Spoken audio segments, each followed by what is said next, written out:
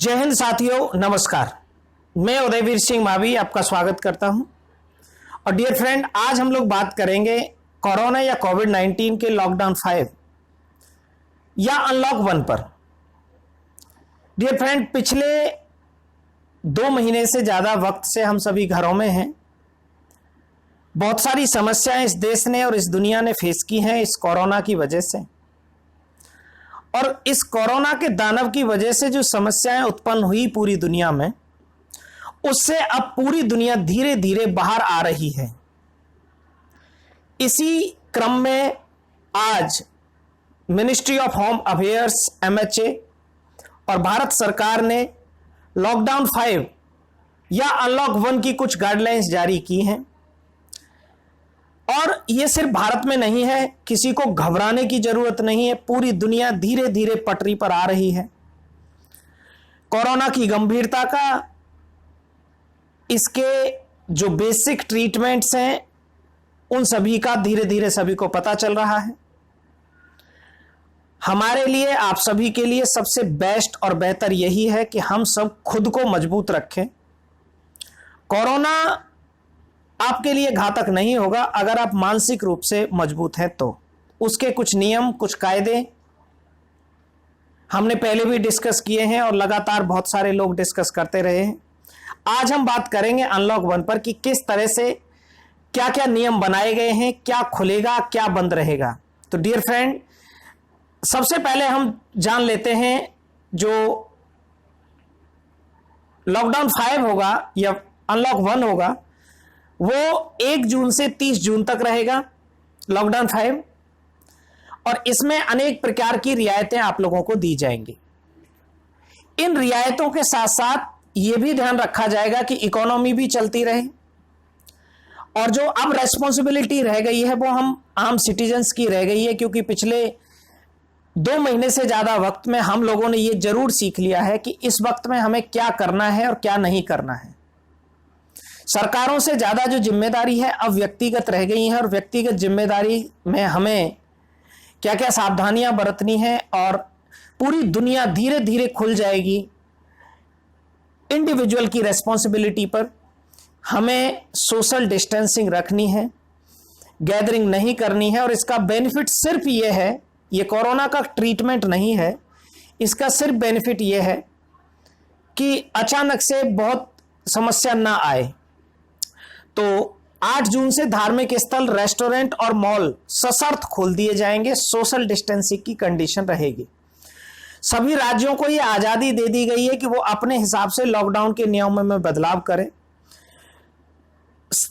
जो मूवमेंट था, पहले जो मूवमेंट हो रहा था, वो एक स्टेट से एक डिस्ट्रिक्ट टू डिस्ट्रिक्ट, एक डिस्ट्रिक्ट से दूसरे डिस्ट्रिक्ट, फिर एक राज्य के अंदर। और अब इसमें एक राज्य से दूसरे राज्य में आप आ जा सकते हैं फ्रीली। आपको किसी भी ई पास की या किसी पास की जरूरत नहीं होगी।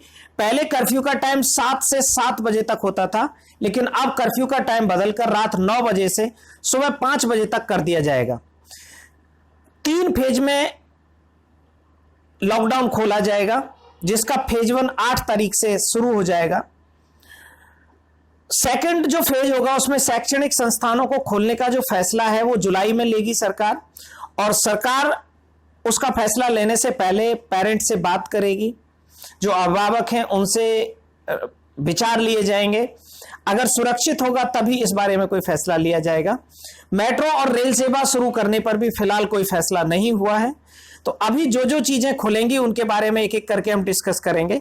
सबसे पहले आज की स्थिति जान लेते हैं। आज कोरोना और कोविड-19 के 60,86,000 एक्टिव केसेज हैं इस दुनिया में। टोटल केसेज हैं, जिनमें 368,472 टोटल डेथ हुई हैं।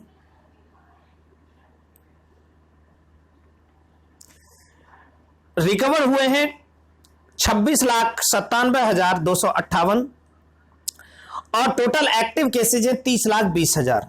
उन 30,20,000 में से 29,67,000 माइल्ड कंडीशन में है 98%, और करीब 2% सीरियस कंडीशन में है और क्रिटिकल कंडीशन में है।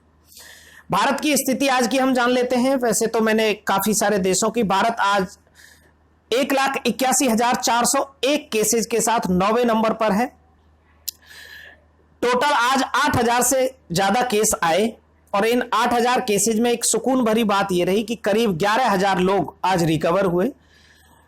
टोटल जो डेथ है इंडिया के अंदर वो 5,170 हो चुकी हैं। 190 नई डेथ आज आई हैं और भारत में टोटल रिकवर हुए हैं 86,668। 89,563 टोटल एक्टिव केसेज हैं। क्रिटिकल कंडीशन करीब 9,000 लोगों की है जो हॉस्पिटलाइज हैं और टोटल टेस्ट जो हुए हैं अब तक वो 36,11,000 हो चुके हैं। ये आज की कंडीशन है।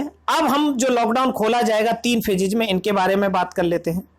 सबसे पहले फेज में 8 जून के बाद क्या क्या खोल दिया जाएगा? धार्मिक जो स्थल है, इबादत की जो जगह है, होटल, रेस्टोरेंट, हॉस्पिटलिटी की जो जुड़ी हुई सेवा है वो सभी खोल दी जाएंगी। शॉपिंग मॉल्स खोल दिए जाएंगे। एक स्टेट से दूसरे स्टेट में आप बिना किसी पास के आ जा सकते हैं।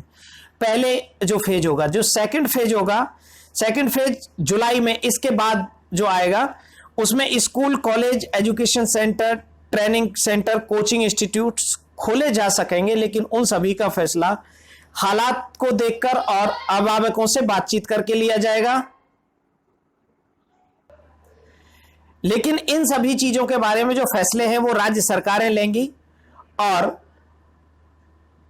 हालातों को देखकर फैसले लिए जाएंगे। जो फेज 3 होगा, फेज 3 के अंदर जो डिसीजंस होंगे वो इंटरनेशनल, अभी डोमेस्टिक फ्लाइट सारी शुरू हो जाएंगी। मेट्रो जो रेल सेवा है वो भी तीसरे फेज में शुरू होगी। Cinema halls, gym, swimming pool, entertainment park, theatre, assembly hall, बड़ी गैदरिंग है वो सभी आम लोगों के लिए खोली जाएंगी थर्ड फेज में। और थर्ड फेज का अप्रॉक्स हम समय मानेंगे करीब अगस्त सितंबर के आसपास। और इसी चरण में जो सामाजिक राजनीतिक रैलियां हैं, स्पोर्ट्स इवेंट, एकेडमिक जो कल्चरल प्रोग्राम्स हैं, जो धार्मिक प्रोग्राम्स हैं और बाकी जो बड़े जो गैदरिंग्स हैं वो शुरू हो सकेंगी थर्ड फेज के अंदर। लेकिन उसके बारे में अभी कोई फैसला नहीं लिया गया है और इन सभी का जो फैसला है वो हालात का जायजा लेने के बाद किया जाएगा। अब देखते हैं जो एमएचए की गाइडलाइंस हैं वो क्या क्या कहती हैं इसके बारे में। एमएचए की आज की गाइडलाइंस है। फेज 1 में क्या क्या खोला जाएगा ये मैंने आप लोगों के साथ डिस्कस कर लिया है। हमें क्या क्या करना है, जो नाइट कर्फ्यू है उसके बारे में मैंने आपके साथ बता दिया है। अभी जो लॉकडाउन रहेगा वो सिर्फ कंटेनमेंट जोन में रहेगा और कंटेनमेंट जोन में 30 जून तक बिल्कुल उसी स्थिति में लॉकडाउन जारी रहेगा और इसेंशियल जो एक्टिविटीज है वही अलाउड होंगी कंटेनमेंट जोन के अंदर, जिसमें मेडिकल फैसिलिटीज होंगी और जो फूड आइटम्स है वो अलाउड होंगे। और जो कंटेनमेंट जोन है उसको लोकल जो एडमिनिस्ट्रेशन होगा वो आइडेंटिफाई करेगा। इसके अलावा जो आरोग्य सेतु ऐप है उसका हम प्रॉपर यूज करेंगे। जो गाइडलाइंस है उसको स्ट्रिक्टली इन्फोर्स किया जाए, स्ट्रिक्टली किया जाए, ये जिम्मेदारी लोकल डीएम्स की रहेगी। हमारे लिए जो आम आदमी के लिए क्या क्या सहूलियतें या हम कह सकते हैं हमारी क्या क्या रिस्पॉन्सिबिलिटीज हैं। सबसे पहले फेस कवरिंग ध्यान रखेंगे। फेस कवरिंग कोई समाधान या बचाव नहीं है कोरोना का, लेकिन बहुत सारे केसेस में हम नहीं बच सकते, लेकिन हम किसी को कंटेमिनेट ना करें या स्प्रेडिंग जो होगी वो बहुत ज़्यादा नहीं होगी। बड़ी गैदरिंग्स हम ना करें, मैरिज से रिलेटेड या कोई जो 50 आदमी से ज़्यादा गैदरिंग हो। पब्लिक प्लेस पर थूकें ना और कंजप्शन लिक्विड का या गुटखा, तंबाकू, ये सारे कंजप्शन से हम बचें। इसका कारण है ये सारी इम्यून सिस्टम को वीक करती हैं। उसके बाद वर्क फ्रॉम होम में भी जितना पॉसिबल होगा जिन जिन सर्विसेज में वर्क फॉर होम किया जाएगा। इसके अलावा हमारी स्क्रीनिंग और हाइजीन है, frequent sanitization, social distancing maintain की जाएगी। फिर पनिशमेंट और जो और प्रोसीजर्स रहेंगे वो ये सब हैं। आप एमएचए की गाइडलाइंस पे आप देख सकते हैं। नेक्स्ट हमारा section 188 in Indian penal code 1860, इसके अंतर्गत क्या क्या प्रावधान रहेंगे, ये इन सब चीजों के बारे में देख लेंगे। तो ये सभी अनलॉक 1 या लॉकडाउन 5 की कंडीशंस रहेंगी। हम सबकी रिस्पॉन्सिबिलिटी अब ज्यादा हो जाती है। सरकारें अपना काम करेंगी, लेकिन हमको भी अपनी जिम्मेदारियां पूरी तरह निभानी है। तो डियर फ्रेंड, इसी आशा और इसी उम्मीद के साथ हम कोरोना से लड़ने के लिए किस तरह इम्यूनिटी डेवलप करें, हम कोरोना से फाइट किस तरह करें, रेगुलर बेसिस पर एक्सरसाइज करें, अपनी डाइट्स को प्रॉपर मेंटेन रखें, मेडिटेशन करें, मजबूत रहें। कोरोना आपको नहीं हरा पाएगा अगर आप खुद के साथ जस्टिस करेंगे या खुद अपनी रिस्पॉन्सिबिलिटी निभाएंगे। So dear friends, thank you and have a good day. Please subscribe and share. Thank you and have a good day.